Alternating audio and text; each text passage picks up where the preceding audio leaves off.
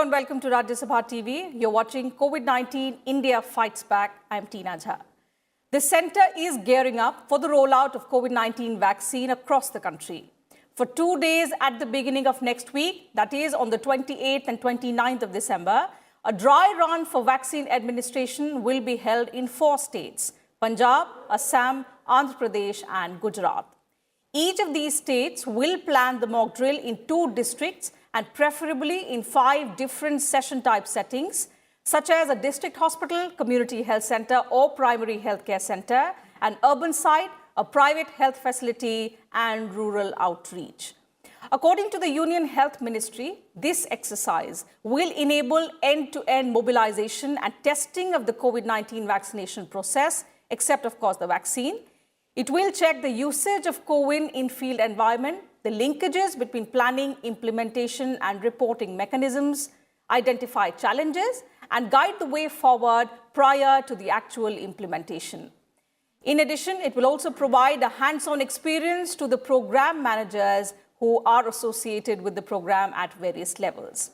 So on this edition of the program, we'll be discussing with experts the various aspects of our preparation for the vaccine rollout, the challenges that we may face in the process and how to tackle them going forward. Joining me on the program are 3 distinguished panelists. Let me introduce them to you. We are joined by Dr. Lakshmanan S., Mission Director, National Health Mission, Assam; Dr. K. Rambabu, Professor of Medicine and COVID Nodal Officer, Andhra Pradesh; and Dr. Sanjay Rai, Professor, Community Medicine, All India Institute of Medical Sciences. Thank you to all my guests for joining me on this edition of India Fights Back. Dr. Lakshmanan, if I may come to you and begin the program with you today. It's going to be one of the largest vaccination drives for India, and therefore it is important to have all checks and balances in place. If you could help us understand what's going to be the main focus of the dry run that we are going to have next week. A very good evening to all respected panel members. As rightly told, India is going to face the biggest vaccination drive ever witnessed by the country. And of course, this is a new vaccine which has come up with a lot of hopes and expectations. Absolutely, the way we are going to implement this is going to decide the destiny of the nation in the coming days and years. Yes. Therefore, all preparations which is required to ensure that COVID vaccination happens in a smoother way is absolutely essential. And to understand the challenges, the methods which are to be adopted and the possibilities for further modification is the focus of the dry run. As Government of India has identified 4 states, Punjab, Assam, Andhra Pradesh and Gujarat, on the northern, eastern and southern and western parts of the country. As per the directions given by the government, we have also identified 2 districts and different health institutions, starting from 1 medical college, 1 district hospital, CHC, PHC, private institutions, urban centers and outreach centers in the rural area as well. We have been following up with the Government of India instructions. The focus, as rightly told earlier, is to identify how the software, that is CoWIN, helps us in identifying the vaccinators, the beneficiaries, and informing and inviting them in advance to come and participate in the vaccination program. At the same time, while doing the vaccination, what are the physical and practical challenges which we may face, including the cold chain points. And lastly, once vaccination is done, how we will be reporting regarding in case of an adverse effect, in case of a difficult situation turning up, and at the same time, to learn from the different parts of the country, from other states where this dry run is happening, what could be the ways through which we can better our performance. Yes, certainly. So we'll be discussing all those aspects, the challenges and the possible solutions in just a while. Dr. Rambabu, if I may come to you now, which districts have been identified for the dry run in Andhra Pradesh? And also, if you could explain to us the various steps through which the dry run is expected to proceed? Yeah, good evening, Tina, and good evening, respected panelists. And this is Dr. Rambabu. I am the medicine professor and I am also the AP State COVID Nodal Officer. Since the beginning of the COVID, I am with the COVID.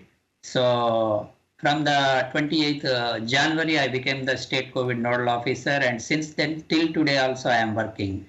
So here the dry run means that it's nothing but it's a mock drill to test the perfect vaccination program and also identify the difficulties and problems at the ground level.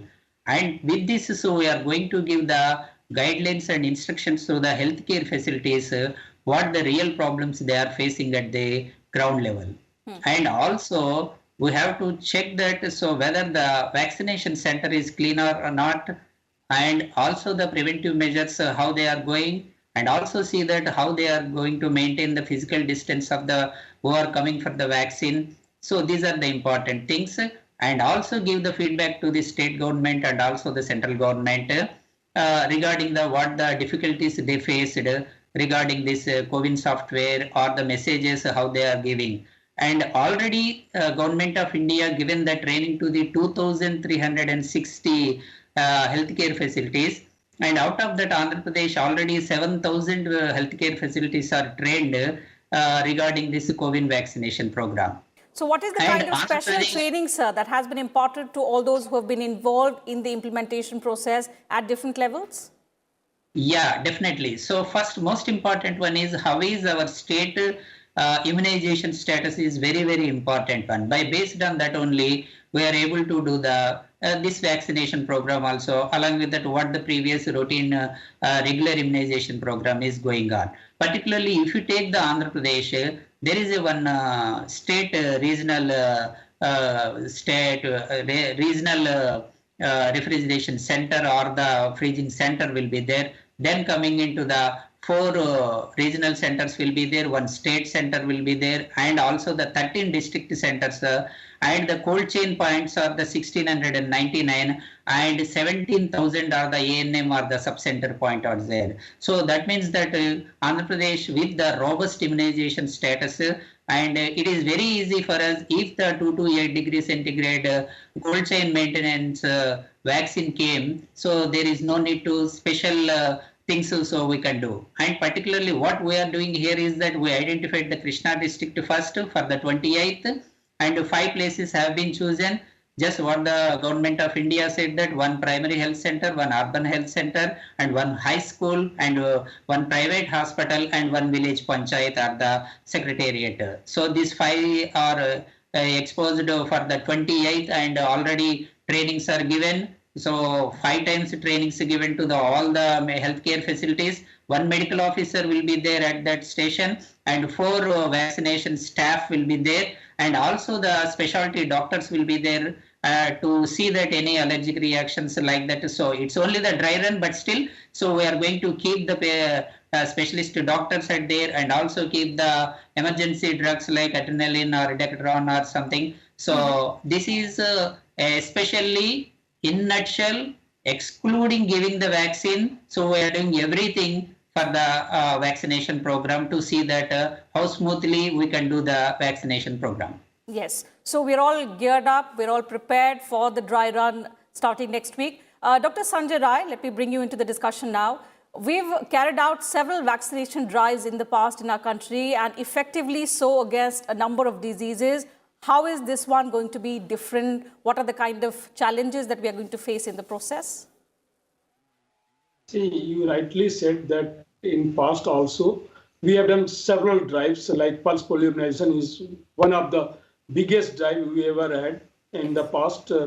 But the difference between the pulse polio immunization and this drive is, like in pulse polio immunization, anybody with minor training like ASA worker or any person from the community, they can give this type of vaccine. It's an oral drop, right? Whereas for this type of vaccine, it's an intramuscular vaccine. Almost all vaccines which are front runner vaccine, either it's a Moderna vaccine or Oxford vaccine or this COVID-19 vaccine against COVID-19, Hindustan Biotech vaccine or Pfizer vaccines. So all are intramuscular injections, and they need 2 doses at an interval of 2 to 4 week, majority in the 4-week interval. So we need a trained personnel for that.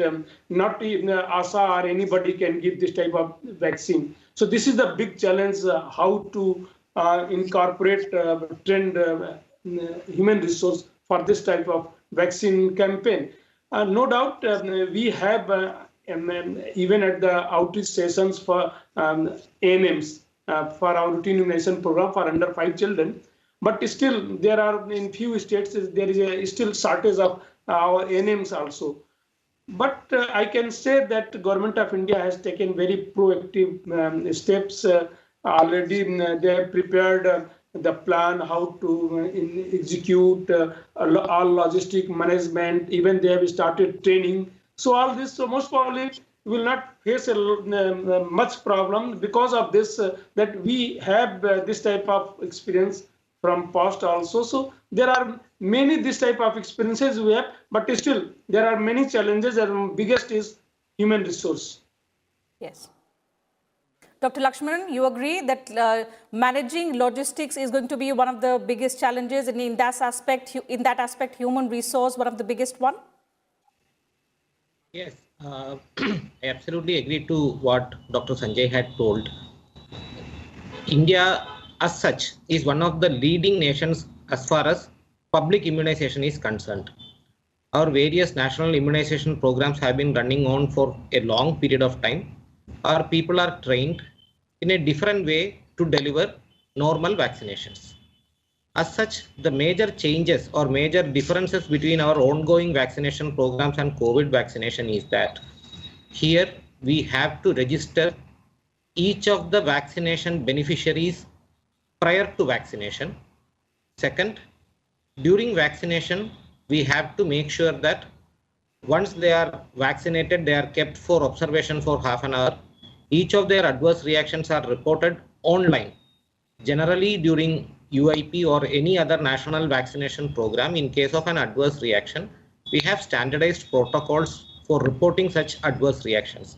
However, here most of the things, starting from the registration of the beneficiary, even the vaccinator, vaccination session sites, the people who are vaccinated, their adverse reactions, everything is reported online. In addition to that, the vaccine movement from the state vaccine store, regional vaccine stores to the cold chain points, and from the cold chain point to the session site, each of this movement is also continuously monitored through a software, that is CoWIN software. So the radical changes which we can mention, the major changes are: one, an absolute follow-up of the vaccine, vaccinator, and the beneficiary. So not only that, we have this software support, at the same time, the operators of this software are health workers who are otherwise comfortable during the regular vaccination, following up with normal reporting procedures. Here, we all have good number of human resource available with us, that is ANMs, that is who are responsible for vaccination. At the same time, we need to have a robust reporting system who are comfortable with data entry operations, the doctors, and also other health workers. So at this point of time, as Dr. Sanjay had rightly told, we have the HR to train them, make them capable to deliver as per the new needs is the challenge, which as earlier told by Dr. Rambabu as well, we have had multiple sessions of training. Even with that, we are likely to face small mistakes, small problems, which we want to learn through this dry run and to correct when actual vaccination starts. Indeed. So, sir, the vaccinators will be monitored for about 30 minutes for any kind of adverse reaction. If there is an adverse reaction after 30 minutes, is there a mechanism to track that as well? Of course, because in this program, we are registering the vaccinators and the beneficiaries. Once the beneficiary is vaccinated, for the first 30 minutes, he will be under observation in the vaccination session site itself. In addition to that, each of the beneficiary will be absolutely briefed about the normal reactions, the possible side effects of any vaccine, and particularly in case if they are developing any serious symptoms which needs immediate correction, immediate treatment, they will be followed up. And since this is a new vaccine, we will be following up even otherwise, that beyond 30 minutes, what are the possible reactions. However, since generally most of the allergies or related events happen within the first half an hour. This can be considered as the most critical period, but at the same time, since we are following up with each of the beneficiaries, any later adverse reactions will also be followed up. Okay, taking the discussion forward, Dr. Ram Babu, coming back to you. Several of the COVID-19 vaccines will be in fact temperature sensitive, and we will need cold chain points to store them. Now, our present cold chain system consists of 85,634 pieces of equipment at 28,947 cold chain points. Is this going to be enough according to you, or will we need to equip ourselves better on this front in the months to come? Yeah, particularly so Government of India taking very much precautions and also helping the state governments also by giving the 6 walk-in coolers and 2 walk-in freezers and 36 large Iceland refrigerators and 532 small Iceland refrigerators. Already they are planning, and Government of India is going to send to the each of the state. And for Andhra Pradesh, this what I read, all these things are we are going to get along with what we are having already. So already we are having the cold chain points is more than 1700, and already I told that 17,000 sub-center means that ANM points are there. So this is okay, because we are going to expected there is 30 crores of vaccination for the, if the India will get, Andhra Pradesh is going to get the, in first phase is probably the 1 crore. So we are already divided that if you got the 1 crore of vaccine for the first phase, so 3.6 lakhs will be the healthcare facilities. Out of that, 1.2 lakhs will be the government healthcare facilities, and 1.6 lakhs will be the private healthcare facilities, and 1 lakh will be the Anganwadi workers. This all put together 3.6 lakhs will come. And then second one is that frontline staff will be the police or the sanitary staff put together, all 7 lakhs will come. Remaining 90 lakhs will be the senior citizens like 50 years above and 50 years below with comorbidities like hypertension, diabetes and other immune compromised diseases. So this is what is our plan for the 1 crore for the first phase. So what we planned that, so we are going to take up at least 4,762 sessions, that is the sites where we can go for the at least 1 session or the 1 site for the 100 people we are planning.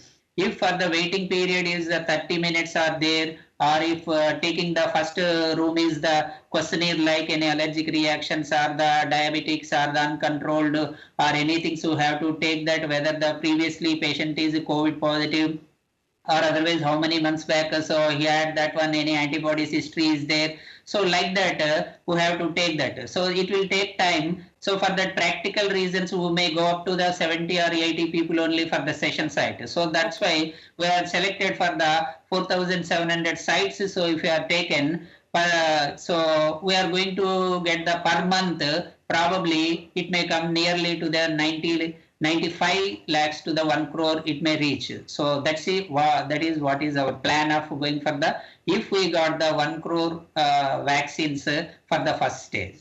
Okay, Dr. Rai, what more do you think is required in terms of capacity building, considering we need to immunize more than 1.3 billion people in a short span of time? You are right, and you rightly said that we have more than 28,000 this cold chain points and more than 85,000 equipments.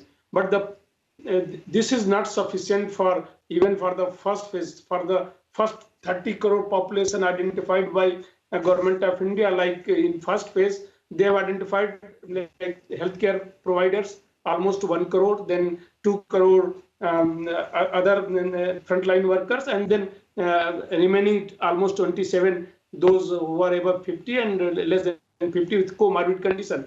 Already Government of India has released this, that for the first 3 crore population, this is sufficient. This cold chain is sufficient, but for remaining, we have to arrange. So when will it start? I believe that we will not face any problem during first few months, but when we are going to cover the remaining 27,000 population, then definitely that will be a problem. Dr. Lakshmanan, what more is being done to, another challenge I think is going to be infection control at the session site. So what is being done to check adherence and management of infection at the session site so as to further prevent disease transmission? As you already know that some of the COVID appropriate behaviors have been found actually working in good terms. If we can maintain proper physical distancing, proper masking, hand sanitization, this in fact reduces the possibility of infection to a great extent. However, during the dry run, we have a very limited number of healthcare workers who will be coming for vaccination. As such, in all our individual session sites, only 25 numbers of beneficiaries are being planned. With them, there will be a team of vaccinators with one doctor, 4 supporting vaccinators and all. So we expect at a maximum a crowd of 40 people in the vaccination session site. Okay. So we have identified places with good space to provide gaps between the beneficiaries, and also a waiting area where there will not be overcrowding. However, once we take it to public level, we will have to plan in advance, almost like in the election mode, where we will have to provide space for each of the activities, ensure that the people who are coming are provided with soap and water, hand sanitizers, and other basic social distancing mechanisms and personal protection so that the infection does not happen. And lastly, we have to also understand that the beneficiaries or the vaccinators who will be there are not affected by COVID at the exact time of vaccination.